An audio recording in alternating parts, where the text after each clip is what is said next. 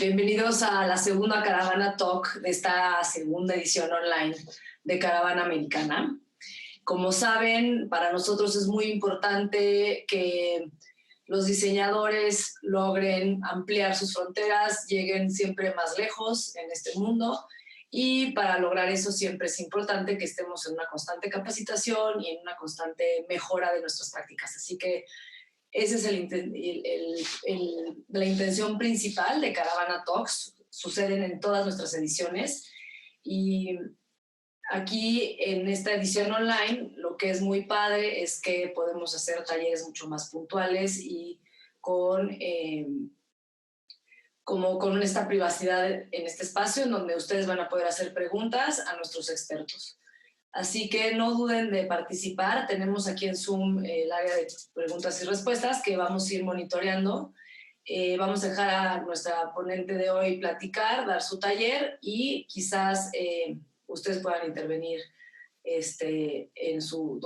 durante su plática.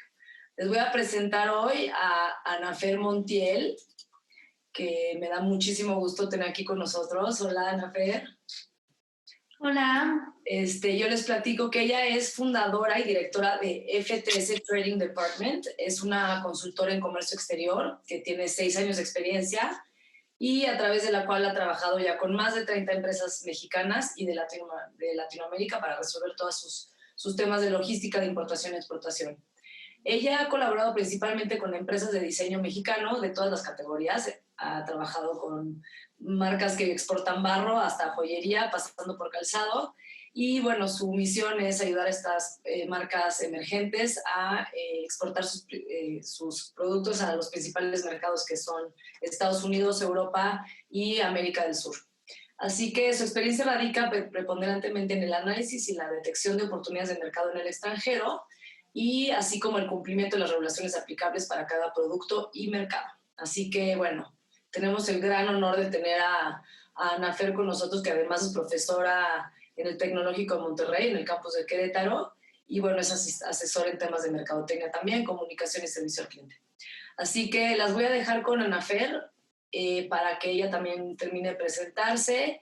Y bueno, aprovechen este tiempo con ellas, por favor, hagan todas estas preguntas que siempre son tan complicadas para la cabeza para nosotros los diseñadores. O sea, siempre es súper complicado este tema de la exportación y la importación de insumos también. Así que aprovechenla y disfrútenla, y al ratito nos vemos cuando Anafer termine de dar su plática. Lista. Perfecto, pues buenos días a todos, muchas gracias por conectarse y bueno, gracias al equipo de Caravana por haberme invitado a platicar y estar aquí hoy con ustedes, compartiéndoles de un tema que a mí me encanta, que es cómo podemos ayudar a que productos de alto diseño, tanto de México como de Latinoamérica, se posicionen en mercados extranjeros. Como les comentaba Gina, pues tenemos trabajando en esta empresa, en este proyecto alrededor de 6 años y medio, y les puedo decir que el 80% de nuestros clientes trabajan con productos de alto diseño mexicano. Hemos trabajado con joyería, con cerámica, con ropa, con productos de decoración, con calzado, con bolsas, con mobiliario y demás. Los principales mercados a los que hemos estudiado y hemos apoyado a nuestros clientes para que logren posicionar sus productos son Estados Unidos, la Unión Europea. También nos ha tocado trabajar proyectos hacia Japón y obviamente también hacia América del Sur. Les voy a empezar a compartir mi pantalla. Voy a utilizar una presentación que nos va a servir de guía para esta plática. Entonces, ahí por ahí si me pueden avisar cuando la vean, estaría perfecto. Lista, ya se ve perfecto. Perfecto. El tema de hoy es: antes de exportar, ¿qué debes considerar? Y lo que yo les voy a compartir son las principales inquietudes con las que se acercan los clientes a nosotros. Es una persona, un cliente nuevo que se acerca con nosotros, siempre trae las siguientes inquietudes. Una, ¿qué es una fracción arancelaria? ¿Por qué me hablan de esto? 2, ¿por qué mi comprador potencial me pide un certificado de origen? ¿Qué es? ¿En dónde lo puedo conseguir? 3, pueden detener mi producto en aduana, que es uno de los miedos más grandes que todos los clientes han llegado a manifestar con nosotros, de, oye, ¿qué pasa si lo detienen? ¿Por qué? ¿Cómo lo podemos evitar? O bien, a lo mejor se acercan con nosotros porque ya han tenido una experiencia negativa en aduana y no quieren replicarla. Entonces, antes de volverse a animar a concretar un envío al extranjero, dicen, bueno, ¿qué tengo que hacer para que mis productos no se detengan en aduana? ¿Qué documentos necesito? Que es una parte también muy importante. ¿Y cuánto cuesta exportar? Estas son las 5 preguntas básicas que vamos a tratar de resolver el día de hoy. Si quieres exportar y no te has preguntado nada de esto, es momento de que empieces a hacerlo. Estos serían como las 5 cuestionamientos básicos que nos tendríamos que hacer, los planteamientos. Y si has perdido ventas por no poder dar respuesta a esto, hoy también vamos a resolverlo.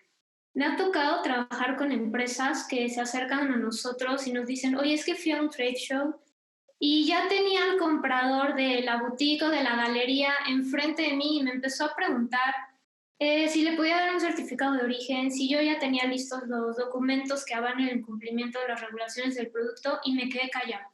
No supe qué contestar, empecé a titubear y ¿qué creen? En ese momento empezamos a perder credibilidad ante el comprador potencial y obviamente se nos cae la venta. Entonces, también la idea de hoy es poderles dar estas herramientas para que cuando ustedes estén enfrente de un comprador potencial puedan darle una respuesta. A lo mejor no le van a dar el 100% de la respuesta, pero sí mínimo que la respuesta que le puedan dar sea, sí, ya sabía que tengo que cumplir con tal y tal lineamiento y estoy en camino de poder cumplirlo.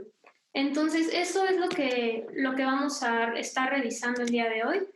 Como les dijo Gina al principio, cualquier duda váyanla poniendo en el chat, al final lo resolvemos. Si por algo no da tiempo, siéntanse en toda la libertad de escribirnos, mandarnos un correo para que podamos seguir resolviendo todas las dudas que ustedes pudieran tener.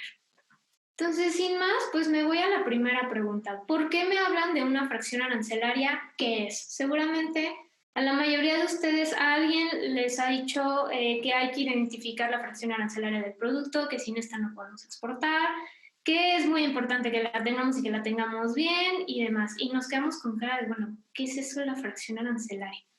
Es algo muy sencillo. Como viene ahí en la presentación, es un código que se asigna a cada producto con el que se le reconoce de manera universal al momento de ser exportado o importado. ¿Qué quiere decir? Digamos que estamos intentando comercializar un sombrero de piel. Pues a nivel internacional, le dejan de llamar como tal sombrero de piel y se le asigna un código. Con ese código se le reconoce a nivel mundial. Ese código es igualito en sus primeros 6 dígitos a nivel mundial. Entonces, con esto nos evitamos confusiones en términos que pudiera haber para denominar al mismo sombrero en los diferentes países. Solo a través de este código, a través de esta fracción, nosotros podemos conocer cuáles son todos los aranceles o los impuestos que le aplican, así como todas las regulaciones que tenemos que cumplir para poder comercializar ese producto dentro de un mercado específico.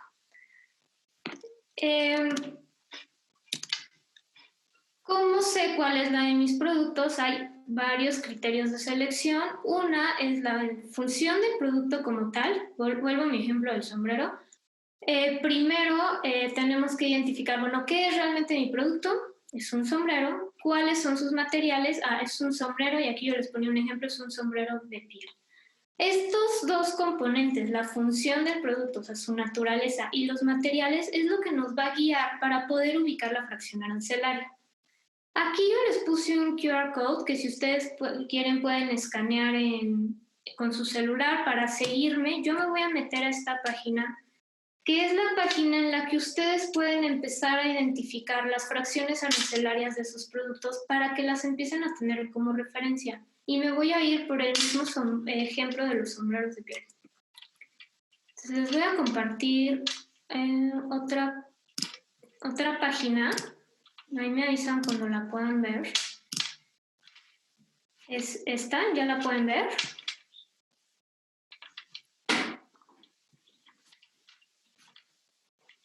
Okay, esperemos que sí, si no, por ahí me... Sí, perdón, es que no estaba encontrando el botón. Sí se puede ver perfecto. Va, perfecto, buenísimo, muchas gracias. Ok, esta página es la que nos va a servir de guía para que ustedes puedan empezar a identificar la fracción arancelaria de sus productos. Aquí están todas las fracciones arancelarias de todos los productos y tenemos dos opciones. Una es que podemos poner directo en el buscador lo que queremos buscar. Me voy por lo mismo la palabra sombrero.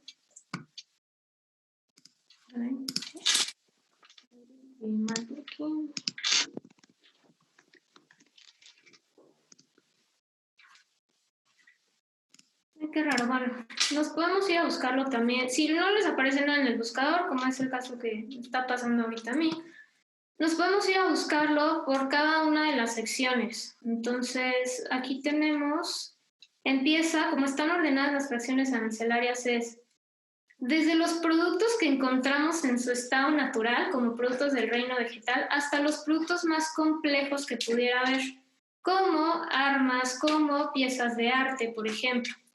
En el caso del sombrero, lo podemos encontrar aquí en la sección 12, que dice calzados, sombreros y demás tocados.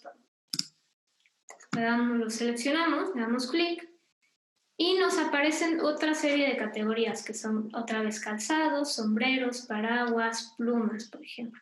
Me voy a dar clic al que dice sombreros.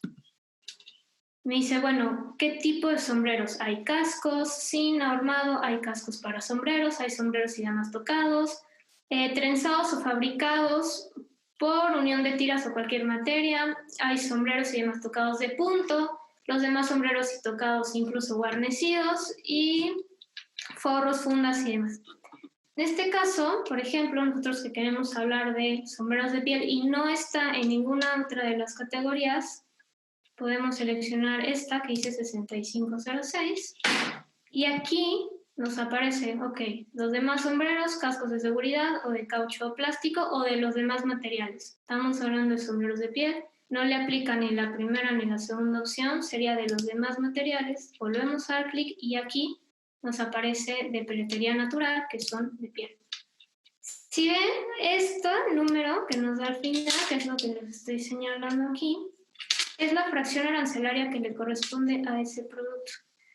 Esta es la fracción que nosotros vamos a estar utilizando para identificar aranceles que el producto paga, regulaciones con las que el producto tiene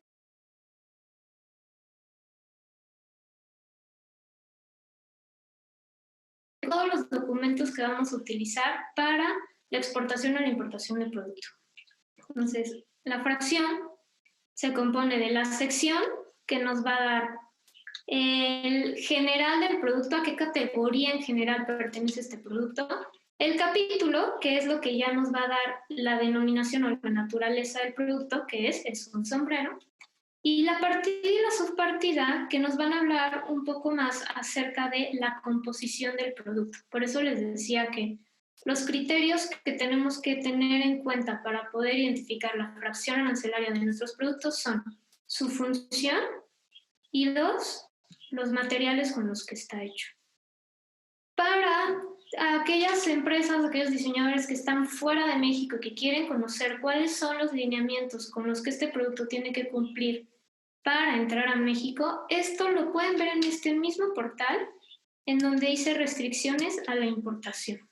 Como este es un portal mexicano, nos va a dar toda la información que necesitamos conocer en materia de regulaciones para que este producto se pueda vender en México. En este caso nos dice que, en el caso de los sombreros de piel, tienen que cumplir con esta norma oficial mexicana, que es una norma de etiquetado. Si nosotros le diéramos clic aquí o buscamos ya por separado en el buscador, esta norma oficial mexicana nos va a dar todos los lineamientos de etiquetado que ese producto debe cumplir para poderse comercializar en México. También nos da el arancel. Aquí nos dice que para entrar a México este producto tiene un arancel del 15% y además paga el IVA del 16% como todos los productos y servicios pagan dentro del territorio nacional. Este es el sitio que yo les recomiendo que usen como herramienta si quieren empezar a identificar la fracción arancelaria de sus productos. Es muy útil, es gratuito y están pues todos los productos sujetos a venta y compra a nivel internacional. Me voy a regresar a la presentación.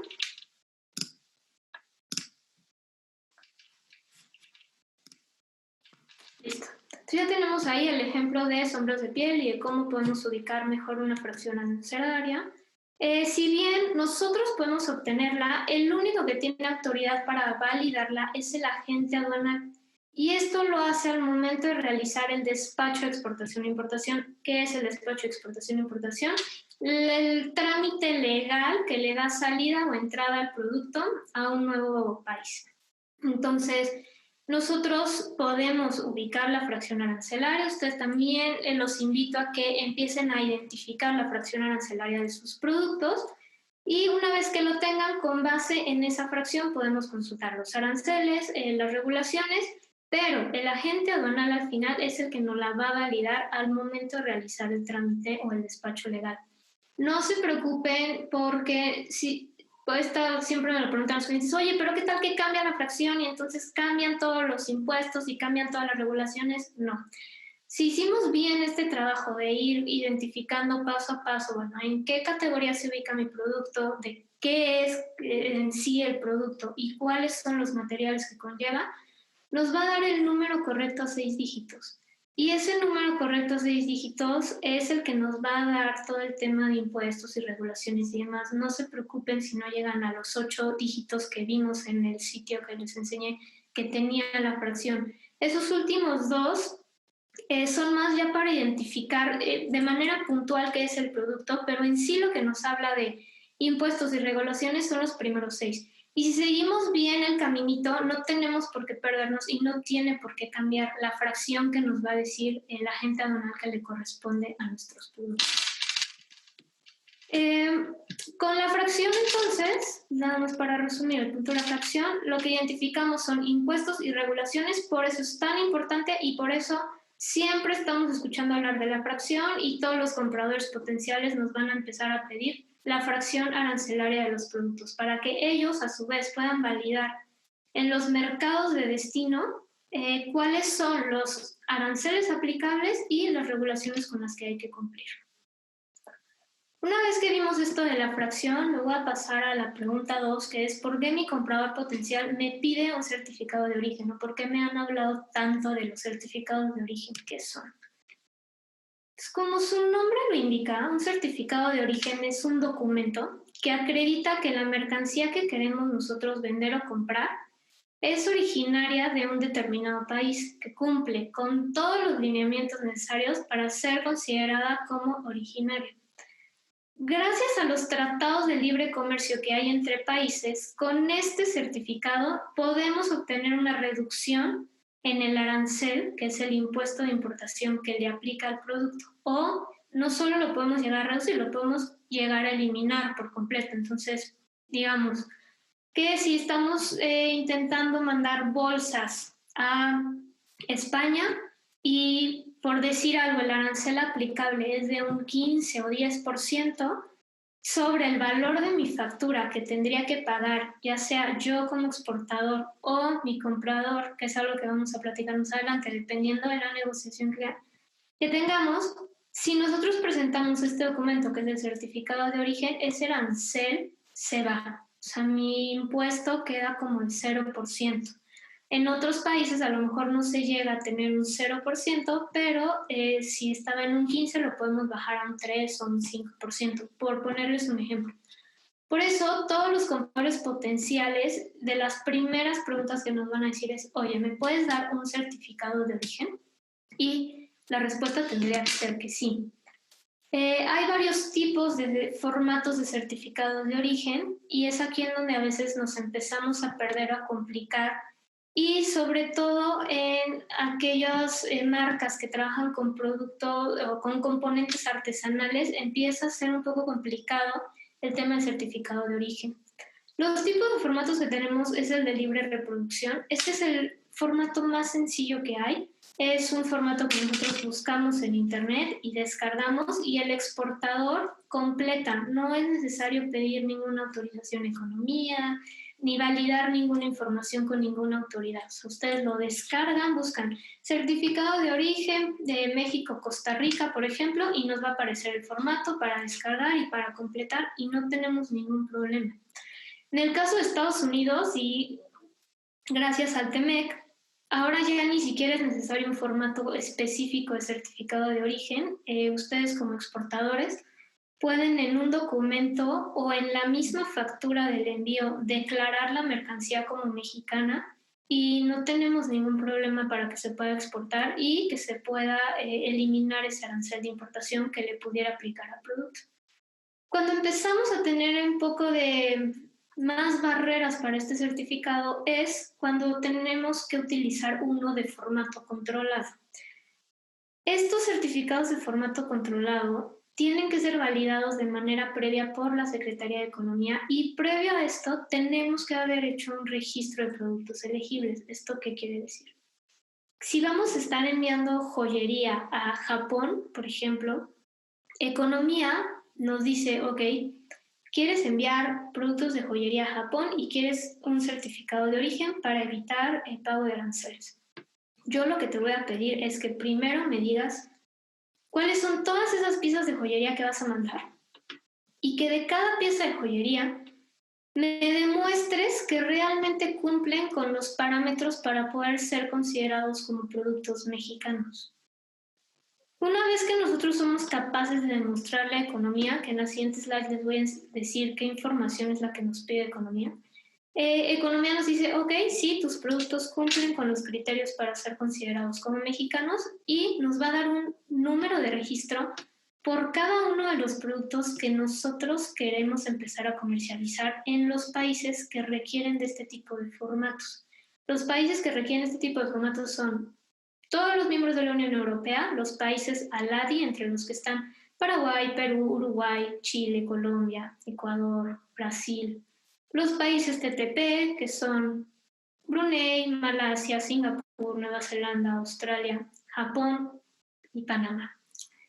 Si hay algún país que no esté en ninguno de estos bloques o grupos comerciales, se aplica también un certificado que se le llama el Sistema Generalizado de Preferencias y todos los países que sean miembros de la Organización Mundial del Comercio pueden utilizar este tipo de certificado, este tipo de documento, para que el producto entre con un arancel menor a ese nuevo mercado.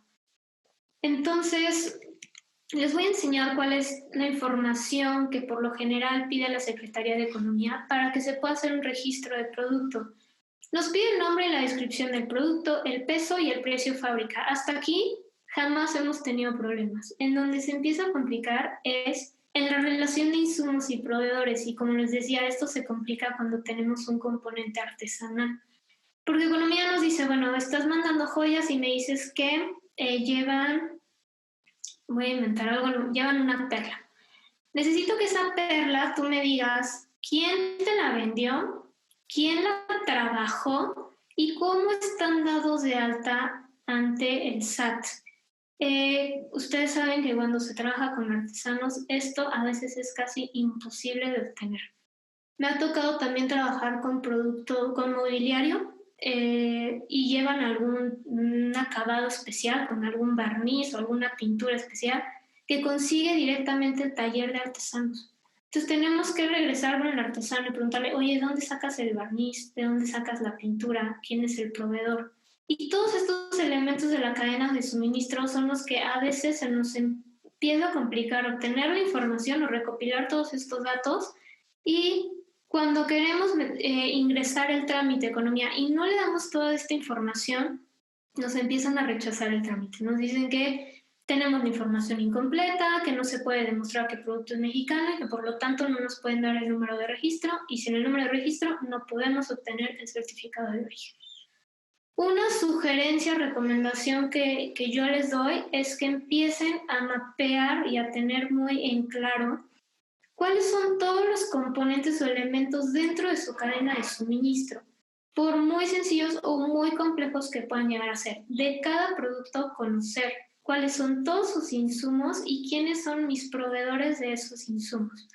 Algo que también nos piden, que a veces toma mucho tiempo obtener es, si dices que tu producto, tu pieza de joyería lleva una perla, ¿cuál es el valor de esa perla dentro del valor del producto terminado? Hay veces que no tenemos muy bien costeado cuál es el costo de cada uno de los componentes que tiene mi producto, y cuando lo pide economía nos detenemos muchísimo y toma mucho tiempo que nos puedan dar este número de registro. Entonces, si desde hoy ustedes empiezan a llevar ese control o ese registro de todo lo que hay dentro de su cadena de suministro, cuando tengamos que llegar a realizar este tipo de trámites, que sí o sí, si van a exportar a la Unión Europea, por ejemplo, que es de los casos más comunes con los que trabajamos, y es un mercado enorme y con mucho potencial para el tipo de productos que ustedes manejan, lo ideal es que empiecen a hacer este registro. Algo que también nos pide es la factura comercial, que les voy a platicar un poquito de esta más adelante, la fecha del embarque y la razón social y domicilio fiscal de su comprador. Con eso no hay pierde. Algo que también se nos empieza a complicar a veces es que no tomamos en cuenta que la actividad económica que tengamos de alta en el SAT tiene que estar relacionada con algo que diga fabricación o producción o elaboración, porque el sistema de economía en el que se hace este registro de productos hace un match y hace una validación con el sistema del SAT. Dice, ok, esta empresa quiere un certificado de origen o quiere hacer el registro de sus productos y dice que son joyería, pero cuando ven o validan la información que está dada de alta de la persona física o moral ante el SAT y ven que su actividad económica principal es únicamente la comercialización, también es motivo por el que nos puedan rechazar el trámite. Y nos dice economía, es que tú nada más la comercializas, tú no eres ni el fabricante ni el productor, y yo necesito que el fabricante o el productor sea el que esté registrando esta pieza o este producto ante Secretaría de Economía. Entonces, esa es otra recomendación que les doy el día de hoy, que revisen qué actividad económica está dada de alta en el SAT y si vamos a requerir este tipo de certificados, que les digo, sí o sí va a llegar un momento en el que ustedes lo van a requerir, de una vez lo cambien o le agreguen ahí algo relacionado con fabricación, producción o elaboración, si el día de hoy no lo dice. Entonces, para resumir el tema del certificado de origen, con el certificado de origen reducimos o evitamos aranceles, por eso es tan importante y por eso todos sus compradores potenciales les van a pedir un certificado de origen, sí o sí. Para entrar la mercancía a México también requiere un certificado de origen y el proceso es exactamente el mismo. Entonces es muy, muy importante que lo vayamos teniendo en mente y sobre todo recopilando la información que nos pudiera llegar a pedir la Secretaría de Economía. Me voy a la pregunta 3. ¿Pueden detener mis productos en la aduana? Y la respuesta es sí, si no cumplen con las regulaciones aplicables y si no se entrega la documentación completa. Entonces ustedes se preguntarán cuáles son esas regulaciones aplicables. Para productos como textiles, joyería, calzado, artículos de piel y cerámica, productos de porcelana, lo que siempre se pide y se regula a nivel internacional es que no excedamos los límites permitidos de los químicos que pueden ver en la pantalla, que son plomo, níquel, cadmio y colorantes. Estas son las básicas y son las que sí o sí, casi el 90% de los productos con los que hemos trabajado nos han pedido que cumplamos con este tipo de regulación. Hay otras y dependen ya de manera más específica del producto y de los componentes que tenga ese producto, pero estas son las más generales, las más comunes y nos las vamos a encontrar casi en cualquier mercado al que nosotros queramos vender.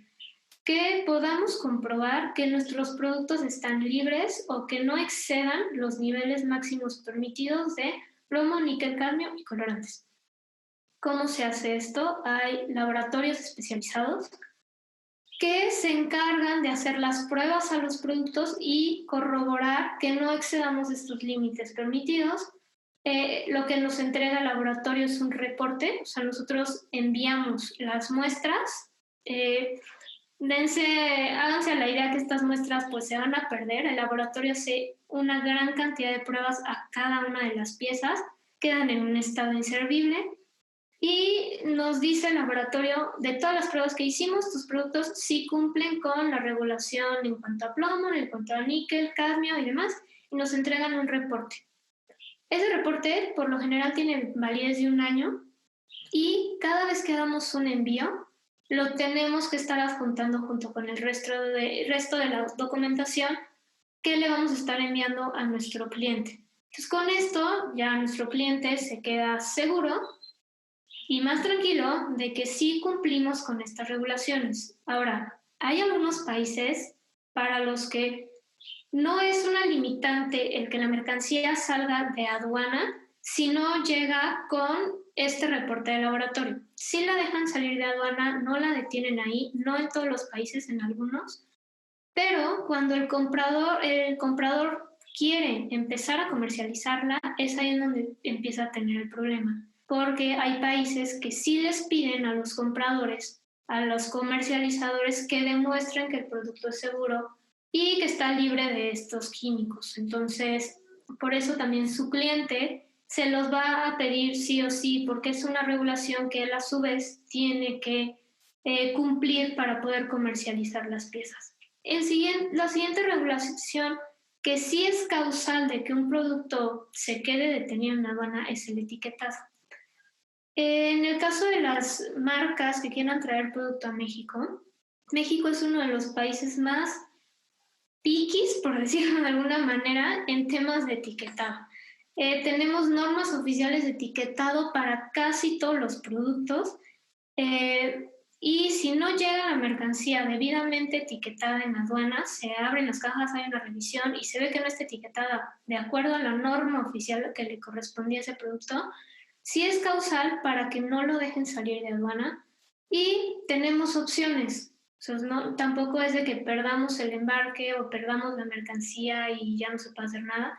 Se puede etiquetar la mercancía en aduana, pero sale muy, muy caro y toma mucho tiempo. Podemos inclusive empezar a generar costos de almacenaje y demás por no poder resolver el tema etiquetado. Entonces, lo ideal para todos los escenarios es que la mercancía ya venga etiquetada desde origen. Entonces, si cumplimos con el tema de presencia de químicos o demás sustancias que pudieran estar en el producto, que pudieran ser perjudiciales para el usuario final de la pieza y con temas de etiquetado ya no tendrían por qué detener la mercancía en aduana.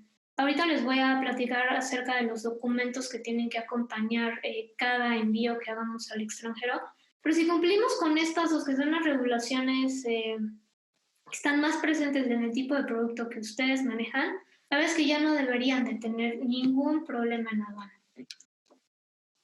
Tenemos que conocer las regulaciones aplicables para, 1, dar certidumbre a su comprador potencial y 2, evitar problemas en aduana. Como les decía al principio de la plática, se nos han acercado clientes a nosotros y nos dicen, oye, es que me dicen que si puedo entregar el reporte al laboratorio, yo ni siquiera sabía que era eso, no sabía que mis productos lo tenían que cumplir o no sabía que yo lo tenía que considerar. Empezamos a perder credibilidad con ese comprador potencial. Piensen que los productos que ofrecen ustedes van a galerías de muy alto nivel en Europa, van a boutiques muy especializadas, van a tiendas igual de alto diseño en Estados Unidos, en Francia, en Reino Unido, en Alemania, además en galerías en Japón. Estamos trabajando o estamos negociando con compradores muy especializados y estos compradores no se quieren arriesgar a invertirle tiempo y dinero a una marca que no nos puede dar respuestas sobre algo tan sencillo como, oye, cumples con tal regulación de que diga que tu producto está libre de níquel o de cadmio. Si nosotros no somos capaces de decirles, a lo mejor hoy no la tengo, pero sí ya sabía que lo tengo que hacer y lo tengo en plan, ok, eso nos da una ventanita para que el comprador diga, ok, lo puedo empezar a considerar para ser un proveedor. Pero si le damos esta impresión de que no sabemos ni de qué nos está hablando, empezamos a perder con total credibilidad. Y 2, evitar problemas en aduana, ¿no? Que la mercancía se quede en aduana o que tengamos que etiquetar las piezas en aduana o alguna otra situación que se pueda llegar a presentar. Una vez que vimos tema de regulaciones, me voy a otra pregunta, que es ¿qué documentos necesito para exportar? Y va de la mano. Acuérdense que cuando les ponía ahí la pregunta de ¿pueden detener mis productos en aduana? Y la respuesta era sí, si no cumplen con las regulaciones y si no entregamos los documentos completos. Ahorita vamos a platicar acerca de los documentos. Los documentos mínimos que necesito es una factura comercial. Para las empresas, marcas que están en México, es una factura comercial A1, que ahorita les voy a platicar un poco más de esto. Las marcas que no son mexicanas, con una factura comercial, con el formato que ustedes utilicen normalmente para ventas, es suficiente. Necesitamos también una lista de empaque. ¿Qué es una lista de empaque? Es un documento en donde ponemos, voy a mandar 5 cajas y cada caja tiene 50 piezas de esto y pesan tanto y las medidas de la caja son tantos y hay que tener las siguientes especificaciones en cuanto al manejo de la mercancía. No hay que tener los siguientes cuidados para manipular esas cajas. Eso es una lista de empaque y la lista de empaque nos sirve para cotejarlo con la factura. Entonces llega la mercancía al punto de revisión y ven la factura comercial que dice que vamos a traer, no sé, 500 piezas y la lista de empaque nos dice que esas 500 piezas vienen divididas en tal número de cajas. Para eso nos sirve únicamente para cotejar que lo que estamos declarando en la factura sea realmente lo que estamos enviando. Certificado de origen, que es un documento del que ya platicamos, y el documento que avala el cumplimiento de las regulaciones. En el caso de ustedes es el reporte de pruebas de laboratorio, si es que el país comprador no lo pide. Esos serían los documentos mínimos que necesito y les pusimos ahí hasta en mayúsculas, en resaltado mínimos, porque hay países que nos piden otro tipo de documentación, pero estos son el 80% de los documentos que siempre vamos a estar utilizando al vender mercancía al extranjero o también para el ingreso de la mercancía a México. Sobre la factura comercial para las marcas que están en México, esta factura tiene que ser timbrada con el complemento de comercio exterior. Nos ha tocado muchas veces trabajar con empresas que no tienen conocimiento del complemento de comercio exterior, el contador no lo ha manejado, no lo tenemos ni siquiera instalado en el sistema de facturación. Entonces, algo que yo les aconsejaría hoy es acercarse con su contador o ustedes validar que tengan ya instalado el complemento de comercio exterior dentro de su sistema de facturación. A través de este complemento de comercio exterior, nosotros vamos a poder timbrar esa factura en dólares y ingresar los montos sin IVA, porque las exportaciones no graban IVA o el IVA es cero. Entonces, si nosotros no timbramos esta factura con el complemento de comercio exterior, el sistema de facturación no nos va a dejar poner los montos en dólares y a fuerza nos va a pedir que reflejemos un IVA. Además, una vez que nosotros seleccionamos en el sistema de facturación que estamos generando una factura para efectos de exportación o importación, nos abre otros campos en la factura que tenemos que completar, como es la fracción arancelaria de la mercancía, por ejemplo. Entonces, por eso es muy importante que de una vez chequemos que ya tenemos instalado ese complemento de comercio exterior y que nuestro contador o la persona que hace las facturas esté familiarizada con estos términos. Algo que también se pide en la factura es que el nombre de los productos sea exactamente el mismo que dimos de alta para el certificado de origen, cuando son, por ejemplo, certificados de origen de formato controlado, que tuvimos que hacer un registro previo en Secretaría de Economía. Hay que cuidar muchísimo que ese nombre que registramos en Economía sea el mismo que vamos a utilizar para elaborar todas nuestras facturas. Y otra cosa que se pide es que de preferencia toda la información que vayamos a declarar en la factura venga en inglés, en medida de lo posible, porque hay sistemas de facturación que ya traen los campos preestablecidos en español y no nos deja hacer muchas modificaciones, pero en lo relacionado al nombre del producto, ese sí o sí nosotros les recomendamos que lo manejen en inglés. No importa si estamos mandando producto a un país que también hable español. También lo ideal es que todo este tipo de documentos se manejen en inglés y los montos en dólares. Entonces, como tip del tema de documentos y de facturación, sobre todo es acérquense con sus contadores y revisen que el sistema de facturación tenga instalado el complemento de comercio exterior. De verdad nos ha tocado trabajar con algunas empresas o marcas que tenemos detenido un embarque porque no podemos sacar la factura, porque no tenemos instalado el complemento, porque el contador no está familiarizado con el complemento y no podemos sacar el embarque. O sea, no se puede ir la mercancía, no se pueden ir las piezas por estar resolviendo el tema de la factura. Entonces, si desde hoy nos acercamos con el contador y vemos que sí está instalado el complemento para cuando lo llegamos a utilizar, está perfecto. Ya tenemos un paso menos y una barrera menos que brincar. Con esto me voy a la última pregunta que siempre nos hacen, que es ¿cuánto nos cuesta exportar? Para esto, primero yo les voy a platicar acerca de los costos que ustedes deben considerar y de cómo armamos un precio de manera adecuada para efectos de exportación.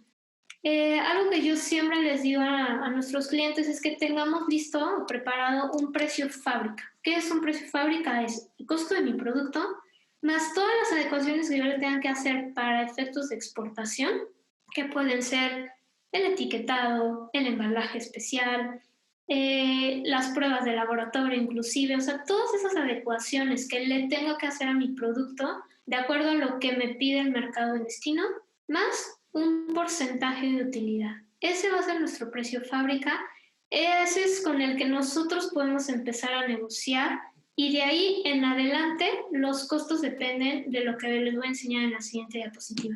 Algo muy importante es que estos precios fábrica ya tengan preparados en dólares, o sea, todo manéjenlo en dólares, comercio internacional solo se mueve en dólares, entonces es muy importante que desde que nosotros enviamos una lista de precios, esta ya venga en dólares, ¿no? No importa que sean precios fábrica. Como les decía, los costos adicionales que ustedes tendrían que considerar al momento de exportar o de traer producto a México dependen de este cuadrito que tengo aquí. No se los voy a explicar cada uno de los siglas que ustedes ven aquí. La verdad es que es algo mucho más técnico. Únicamente quiero que se queden con la idea de que los Incoterms son todo lo que nos va a derivar los costos que nosotros como exportadores tenemos que considerar al momento de exportar una pieza.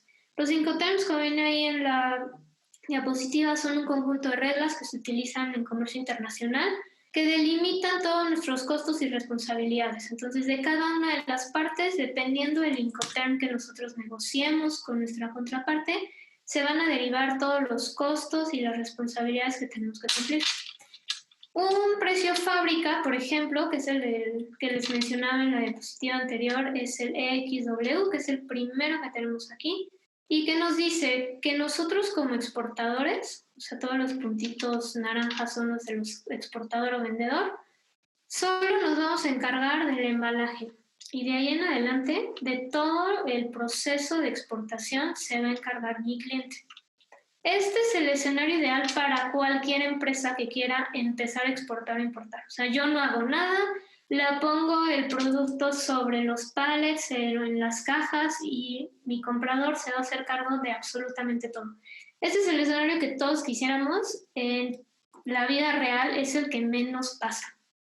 Casi no hay compradores que nos digan, ah, sí, yo paso por él y listo, yo me encargo de todo el proceso de trámites de exportación y de la entrada al país de destino. Como les digo, es lo que quisiéramos. Sí se da el caso, sí nos ha llegado a verlo en algunos clientes, pero es muy raro, o sea, casi no. Lo que nosotros siempre les decimos a los clientes es que tengamos preparado un escenario FCA, que es Free Carrier, cuando utilizamos el transporte terrestre, que podría ser para un envío a Estados Unidos, por ejemplo, o un FOB, que es Free On Board o libre a bordo, cuando utilizamos transporte marítimo, podría ser para un envío a Japón o a la Unión Europea, por ejemplo. ¿Qué considera cada parte? Por ejemplo, en un escenario FCA, los únicos costos que ustedes asumen como exportadores son el embalaje, todo el trámite de exportación el llevar el producto al punto en el que se va a cargar al medio de transporte principal y el trámite de exportación. Eso sería todo. O sea, no tenemos que considerar ningún costo adicional. Vamos a ponerlo en un ejemplo. Vamos a sacar unas piezas de cerámica que van rumbo a Estados Unidos y salen de la Ciudad de México, y nuestro comprador dice que va a consolidar mercancía en Laredo. El destino final dentro de Estados Unidos pudiera ser Nueva York. Entonces, ¿de qué se hace cargo el exportador cuando está vendiendo un FCA, un Free Carrier? Es de poner la mercancía en el embalaje adecuado, que mantenga ahora sí que los productos intactos hasta que lleguen a las instalaciones de su comprador. Y se va a encargar del transporte que va a llevar el producto desde la Ciudad de México hasta Laredo, y del trámite de exportación, del trámite legal de la salida de la mercancía en Laredo. Eso serían los únicos costos y las únicas responsabilidades que asumirían ustedes como exportadores en este escenario. Todo el tema de el transporte que va a llevar las piezas de Laredo a Nueva York, el ingreso legal de la mercancía a Estados Unidos, que es el despacho de importación, y llevar la mercancía hasta el punto final, o sea, si es una galería, es una boutique, es un almacén, ya no, ustedes como vendedores ya no se hacen cargo, ya de eso se hace cargo el comprador de la pieza. Entonces, FCA es un Incoterm de responsabilidad muy básica para el exportador, y es un escenario muy viable cuando estamos comprando o vendiendo mercancía a nivel internacional. O sea, este sí se utiliza mucho. Lo mismo es en el caso de un libre a bordo, que es un FOB, cuando estamos hablando de transporte marítimo. Ustedes únicamente como exportadores se encargan de llevar la mercancía al puerto de destino, de origen, perdón. Digamos que vamos a ir a Barcelona, entonces podemos ir saliendo de la Ciudad de México, vamos al puerto de Veracruz y Veracruz, Barcelona. El exportador únicamente se va a hacer cargo de dejar la mercancía en el puerto de Veracruz con el trámite de exportación listos a la salida legal de la mercancía de México, y de ahí en adelante se hace cargo mi comprador. Estos son los escenarios que nosotros siempre les recomendamos negociar y acordar con sus clientes. Sabemos que en ocasiones no se puede. El escenario que nosotros les menos recomendamos es un DDP que tienen aquí, y que, como pueden ver, todos los puntitos están en naranja. ¿Esto qué quiere decir? Que el exportador se hace cargo de absolutamente todo, hasta la entrega de los productos en el lugar en el que nuestro comprador no lo pida. ¿Por qué es lo que menos les recomendamos? Porque es lo más costoso y es lo que involucra una mayor responsabilidad para ustedes. Sobre todo empresas que van empezando a exportar, a veces se nos puede llegar a salir un poco de control alguno de estos puntos, o se nos pueden elevar muchísimo los costos. Entonces, este es el escenario que menos les recomendaríamos, un DDP, en donde hay que hacerse cargo y pagar absolutamente todo. Sí nos ha tocado trabajarlo, y solo lo recomendamos nosotros cuando el cliente en destino de verdad es un cliente que lo amerita muchísimo. O sea, si ustedes dicen, es que esta es la galería en la que yo siempre he querido que estén mis piezas, la boutique que nos va a catapultar y nos va a abrir otros mercados, o que nos va a ayudar a posicionarnos de una manera impresionante en ese mercado, ni modo. O sea, ahí sí o sí, les recomendaríamos acercarse con un especialista que les pueda ayudar a llevar el control y el monitoreo del envío, desde que va a salir de sus instalaciones hasta que llegan a las instalaciones del cliente. ¿Qué pasa con los envíos por paquetería internacional? Que podemos hacer exportaciones por paquetería internacional cuando las cajas son en volumen reducido, cuando el peso no es muy grande. Y pues sí, nos conviene enviar toda la mercancía por paquetería internacional, no con una empresa de carga que no maneja tarifas tan adecuadas para los volúmenes que nosotros estamos manejando. Con una empresa de paquetería internacional solo tenemos dos opciones. O es un XW, en donde le digo a mi cliente que él va a pagar el envío, o es un DDP, en donde nosotros asumimos por el cliente toda la responsabilidad y todos los costos involucrados. Aquí depende mucho de la negociación que ustedes sigan con su cliente, pero sí es muy importante que lo fijen desde el principio, que ustedes ya como marcas, si van a empezar esfuerzos de venta en el extranjero, tengan muy bien pensado cuáles van a ser sus términos de venta, sus políticas de envío. Si nosotros nos vamos a ofrecer únicamente a poner el embalaje de las piezas y que se las lleve el comprador, o si nosotros estamos abiertos a llevarlas hasta un punto intermedio y que de ahí mi comprador se haga cargo, o si bien les queremos dar ese plus de nosotros asumir todo el costo y el riesgo hasta que se lo pongo en sus instalaciones. Lo ideal es que nos sentemos a negociar ya con un comprador potencial con un escenario pensado, con unos 2 o 3 escenarios pensados para que nos dé un mayor espacio de negociación y tengamos muy claro cuáles van a ser nuestras responsabilidades y costos en cada parte del proceso. Si necesito estimar costos de transporte, porque es algo que siempre igual nos pasa, que nos dicen, oye, ¿cómo puedo estimar costos? Necesito dar un aproximado o yo darme una idea para ver qué sí y qué no puedo ofrecer. Aquí les voy a dejar 3 sitios que les pueden ayudar, que en caso de paqueterías internacionales están sus cotizadores en línea, que son los que les ponemos aquí.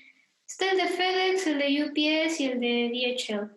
Cualquiera de estas 3 empresas pueden darle clic aquí o escanear el QR y visitar los cotizadores que ya tienen en línea. Pueden ustedes empezar a estimar envíos, entonces es una caja de 50 por 40 por 60, por decir algo, y pesa 50 kilos y va de México a Ecuador o va de Brasil a México. Y ahí ustedes pueden empezar a obtener una idea de cuáles son los costos que aplican. Algo que les recomendamos nosotros, digo, la mayoría de ustedes me imagino que ya maneja envíos domésticos o nacionales dentro de cada uno de sus países. Y si ya tienen cuenta con alguna de estas empresas, es que se acerquen con los ejecutivos de FedEx, de UPS o de DHL y les platiquen que van a empezar esfuerzos de venta en el extranjero y que quieren conocer cuáles son las tarifas o los servicios preferenciales que pudieran tener para ustedes por el hecho de ustedes ya tener una cuenta para envíos nacionales. Las tarifas a veces cambian o nos pueden dar facilidades de pago o nos pueden dar un servicio mejor en función de la cuenta que hoy día ya manejen ustedes con estas empresas. Si quisieran estimar ya un envío de carga, o sea, mucho más grande, a lo mejor es un envío más grande, por un envío más grande me voy a ir arriba de una tarima. Sí les aconsejo que se acerquen con una empresa de carga que les pueda dar una cotización. Sabes que yo no me aventé ahorita a ponerles una fórmula o a ponerles un precio estándar porque dada la situación del mercado actual y lo que estamos viviendo con la pandemia, los precios son muy volátiles, o sea, cambian ni siquiera por día. O sea, hoy les puedo dar un costo en flete de Querétaro a Laredo y en 2, 4 o 6 horas ese flete ya va a tener una fluctuación. Entonces, no es tan conveniente que ahorita yo les dé un estimado de un costo de un flete porque está cambiando todo el tiempo. Lo que sí es un poco más fijo pues son las tarifas que nos presentan estas empresas y que ahí mismo en las páginas ustedes pueden ver cuáles son los porcentajes con los que estarían variando. A veces sí nos permiten ver esos porcentajes. Algo que también les permiten ver estos sitios es el tiempo en tránsito, ¿no? El tiempo que tardaría la mercancía en llegar a su punto de destino, que es también muy importante y que ahorita con las empresas de carga también es muy variable por toda la situación de pandemia que estamos viviendo. Entonces, para recapitular, se recomienda tener una lista de precios fábrica en dólares, así como una lista de precios FCA o Free Carrier o FOB. Del Incoterm pactado se derivan todos los costos y responsabilidades que debes considerar. Inclusive en la factura, cuando estamos elaborando la factura, hay un campo que nos pide poner el Incoterm bajo el cual se hizo la negociación para el envío de las piezas. Entonces, por eso siempre es muy importante que tengamos en mente el Incoterm que estamos utilizando. Si nos ha tocado trabajar con empresas que, oye, ¿cuál es el Incoterm? No sé, nunca hablamos de eso. Entonces, ni siquiera podemos ponerlo en la factura, por ejemplo, y no sabemos cuáles van a ser nuestras responsabilidades y costos. Nos ha llegado a tocar trabajar con empresas que nos dicen, oye, es que llevo ya 2, 3 años exportando y ahorita que estoy haciendo números veo que no estoy ni ganando ni perdiendo, o sea, salgo tablas de la exportación y dices, bueno, ¿por qué? y siempre se va a un tema de costos, de, oye, es que no consideraste que tú estás haciendo este trámite, que tú estás llevando el producto hasta este punto y tu precio únicamente lo dejaste en fábrica, por decir algo. Pues obviamente la exportación ya no es redituable.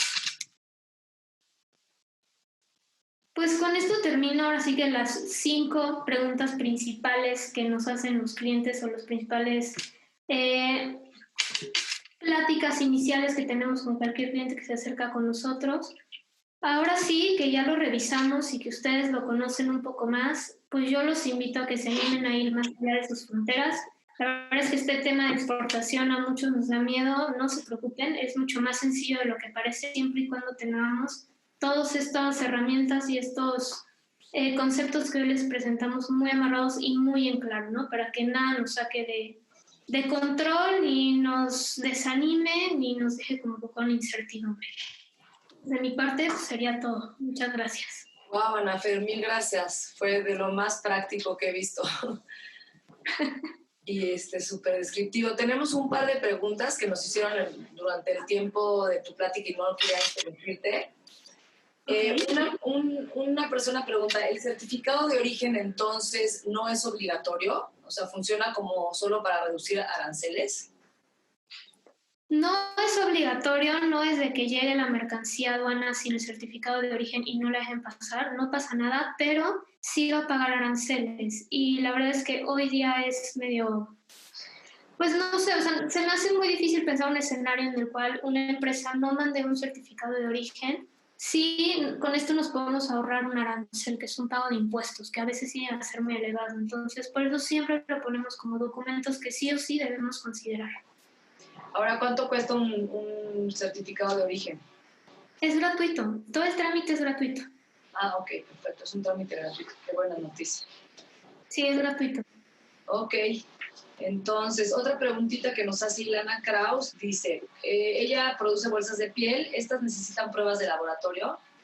Sí, todo lo que es nanotecnología requiere sobre todo presencia de químicos que pudieran migrar a la piel del usuario. Ok.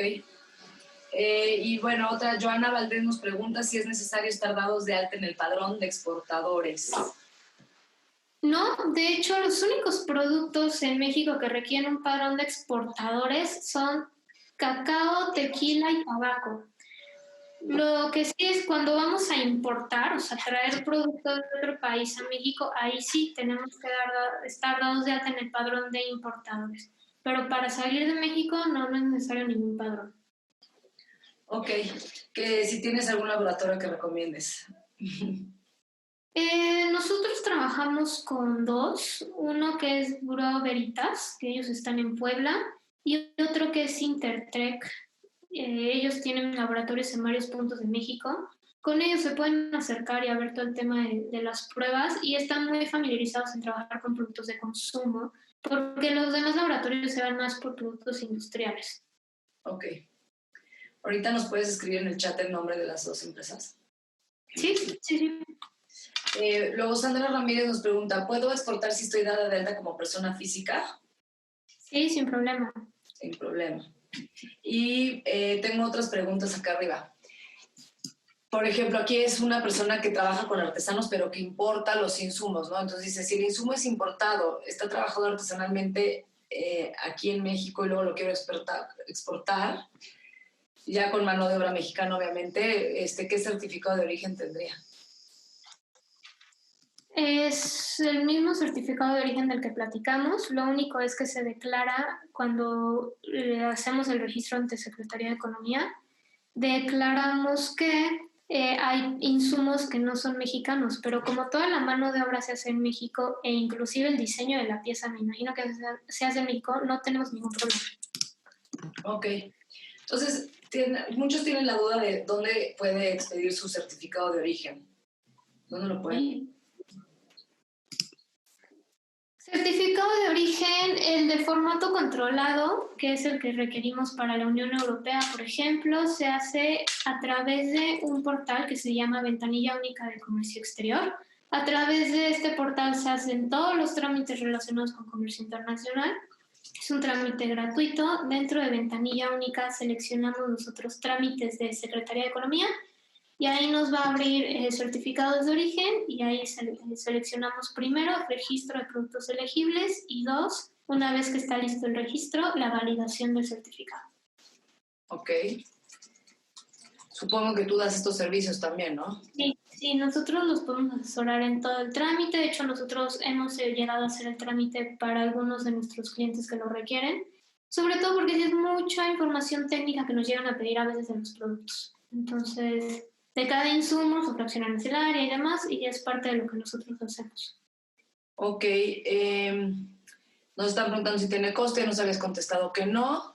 Luego, una persona que se llama Diana Ramírez nos pregunta cuál ha sido tu experiencia en exportar hacia Argentina. Hacia Argentina únicamente es el tema de las regulaciones, porque sí hay productos que sí van a ser muy sensibles, o que nos piden cierto tipo de certificados o etiquetados, pero es lo único. También a veces el tema de documentación en aduana argentina puede llegar a ser un poco engorroso, pero no es nada que no se pueda hacer. Ok. Y pregunta Gabriela Moreno, ¿se pueden exportar productos con insumos de bosque como piñas? Sí, habría que ver si tienen algún tratamiento que haya eliminado cualquier plaga que pudiera estar presente en el producto. Eso es algo que siempre nos van a pedir cuando estamos trabajando con insumos así tan naturales. Que aseguremos que estén libres de cualquier cosa que pudiera representar un daño para el usuario o que en el trayecto pudiera generar alguna plaga o demás. Ok. Bueno, no tenemos más preguntas, pero inclusive para mí fue súper buena la plática, que nos explicaras tal cual las cosas tan digeridamente, estuvo súper bien. Perdón, hay una pregunta más. Dice, mi producto es joyería textil, o sea, es bisutería y textiles tanto mexicanos como importados, y he enviado por FedEx y Mexpost. No he tenido problemas para que llegue la mercancía sin el proceso de exportación. ¿Me conviene sacar una cuenta o hacerlo de otra forma? Yo siempre les recomiendo ya seguir el proceso formal de exportación. Se puede seguir haciendo con FedEx sin ningún problema, solo solicitando el despacho de la mercancía ante FedEx. ¿Por qué? Porque nos va a dar un pedimento de exportación y solo con el pedimento de exportación podemos demostrar fiscalmente la venta de la mercancía al extranjero. Entonces, eso ya cuando hablamos de fiscalmente y ahorita como está la regulación fiscal, es súper importante que podamos demostrar cada peso que entra a la cuenta.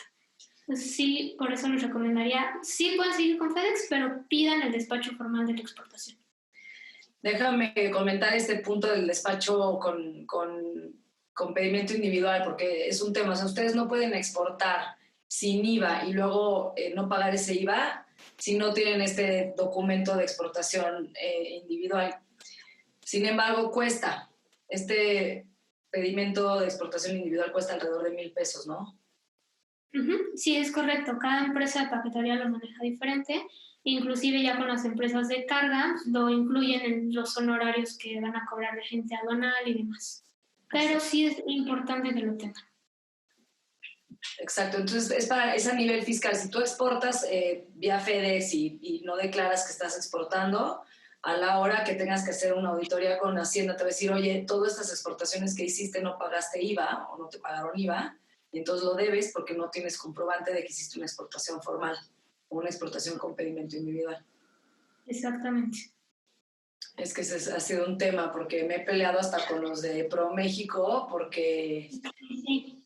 ¿cómo haces e-commerce? ¿Cómo sacas un producto, un solo producto de tu tienda que cuesta 1,000 pesos si tienes que pagar un pedimento individual de exportación que vale 1,000 pesos? Entonces, es un tema que los mexicanos no han sabido resolver.